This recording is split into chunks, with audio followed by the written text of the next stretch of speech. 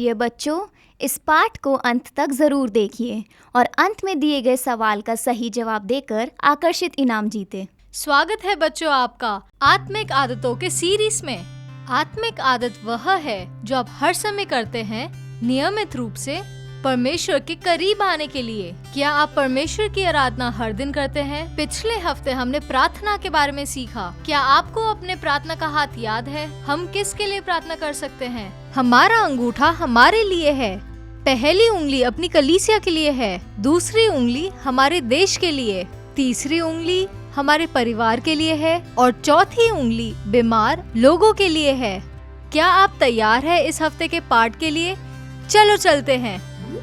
हम अभी आत्मिक आदतों की सीरीज पर हैं। हमारे पहले 2 विषय थे आराधना और प्रार्थना। अब हम अगली आत्मिक आदत देखेंगे जो है बाइबल पढ़ना। आप में से कितने लोग हर रोज बाइबल पढ़ते हैं या फिर हर रोज पढ़ने की कोशिश करते हैं? हाँ, मैं तो अपनी बाइबल रोज पढ़ती हूँ। मेरे पास एक बाइबल पढ़ने का प्लान भी है और मैं उसके हिसाब से बिल्कुल सही जा रही हूँ। यह बहुत जरूरी है कि हम अपनी बाइबल को पढ़ें।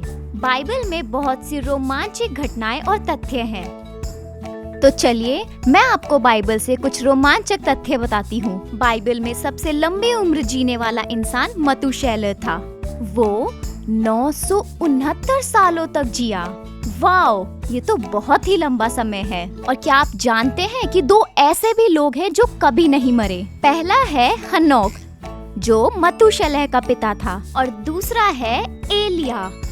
वो एक बवंडर के द्वारा स्वर्ग पर ले जाया गया था। हनोक परमेश्वर के साथ साथ चलता था और उसे परमेश्वर ने उठा लिया। यह कहानियाँ आपको मिलेंगी उत्पत्ति के 5 और दूसरे राजा के 2 में। अगला रोमांचक तथ्य है कि क्या आप जानते हैं कि बाइबल में सबसे लंबा व्यक्ति कौन है? उसने दाऊद के साथ लड़ाई की थी। क्या आप जानते हैं वो कौन है? वह विशालकाय गोलियत था। वह लगभग 9.5 फीट लंबा था। किसी 2 मंजिल इमारत जितना लंबा, काफी ज्यादा लंबा था। आप ये कहानी पहले शमूएल 17 में पा सकते हैं। और एक था गधा जो बोलता था। क्या आपने कभी अपने खरगोश को बोलते हुए सुना है या फिर कुत्ते को? नहीं, यह गधा बातें कर सकता था। और यह कहानी आपको मिलेगी गिनती के 22 अध्याय में। और बच्चों, बाइबल में जो सबसे छोटा वचन है उसमें केवल 2 शब्द हैं जो आपको मिल सकता है यूहन्ना 11 के 35 में। और वह 2 शब्द हैं, यह छोटा वचन कुछ इस प्रकार है, यीशु रोए। तो अब पूरी बाइबल में कुल मिलाकर 66 किताबें हैं। और अब जो आपको याद रखना है वो है यह 2 अंक, 3 और 9। बाइबल के पुराने नियम में 29 किताबें हैं। अब आप पूछ सकते हैं कि नए नियम में कितनी किताबें हैं?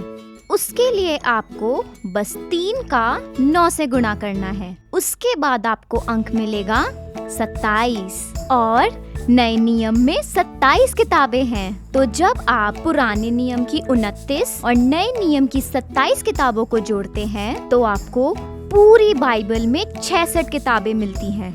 ना ज्यादा ना कम, 66 किताबें। मैंने उत्पत्ति से प्रकाशित वाक्य तक काफी बार बाइबल पढ़ी है, पर मैं जितनी बार बाइबल खोलती हूँ मुझे हमेशा कुछ नया सीखने को मिलता है। बाइबल पढ़ना बहुत जरूरी है, लेकिन क्यों? क्योंकि हमारा बाइबल मेमोरी वर्स यहोशू 1 के 8 में बताता है। यह कहता है, व्यवस्था की यह पुस्तक तेरे चित्त से कभी न उतरने पाए। इसी में तू ध्यान दिए रहना, ताकि जो कुछ उसमें लिखा है उसके अनुसार करने की तू चौकसी करे। उसी से तेरे काम सफल और तू प्रभावशाली होगा।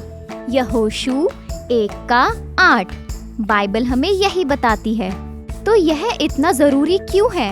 अगर आप प्रभावशाली और जीवन में सफल होना चाहते हैं तो बाइबल क्या कहती है? यह कहती है, इस वचन को अपने चित्त से लगाए रखना, दिन रात इस पर ध्यान करना, बाइबल के वचनों को याद करना, बाइबल के वचनों को बोलते रहें और उन्हें स्वीकार करें। यह और क्या कहता है? दिन रात इस पर अध्ययन करना और इसके बारे में सोचते रहना और विचार करना, और उसके बाद जो कुछ इसमें लिखा है उसके अनुसार चौकसी करना। बस बोलना ही नहीं, बल्कि बाइबल के अनुसार सोचना और करना भी चाहिए। फिर आप प्रभावशाली और जीवन में सफल होगे। यहोशू 1:8। हेलो बच्चों, आप में से कौन बता सकता है कि ये क्या है? क्या आप देख सकते हैं? हाँ, हकीकत में ये एक नक्शा है। एक नक्शा बहुत जरूरी होता है क्योंकि ये हमें बताता है एक जगह से दूसरे जगह कैसे पहुंचना है। और ये नक्शा बहुत जरूरी है। जानते हैं क्यों? क्योंकि ये नक्शा मैं और मेरा बेटा इस्तेमाल करेंगे यूनिवर्सल स्टूडियो सिंगापुर में जाने के लिए। क्या आप जानते हैं वहाँ पे कितने सारे झूले हैं और वो जगह कितना बड़ा है? और हमारे पास एक नक्शा होना चाहिए ताकि हम एक जगह से दूसरे जगह जा पाए और हमसे कोई भी झूला ना छूटे। तो बच्चों, क्या आपको मालूम है हमारे पास भी एक नक्शा है जो हमें हमारे जीवन में मदद करता है। तो क्या आप बता सकते हैं उस नक्शे का नाम क्या है? समझदार बच्चों, मैं जानता हूँ आपको पता चल गया होगा। वो बाइबल है और बाइबल परमेश्वर से दिया हुआ हमारे लिए एक नक्शा है। और जब हम अनिश्चित और दिशाहीन होते हैं तो ये हमें सिखाता है कि हमें क्या करना चाहिए, ठीक एक नक्शे की तरह जो हमें दिशा दिखाता है। मुझे याद है मैं एक बार बहुत निराश और डर गया था क्योंकि एक सुबह मेरे बेटे काइरोस को बहुत तेज बुखार हो रहा था।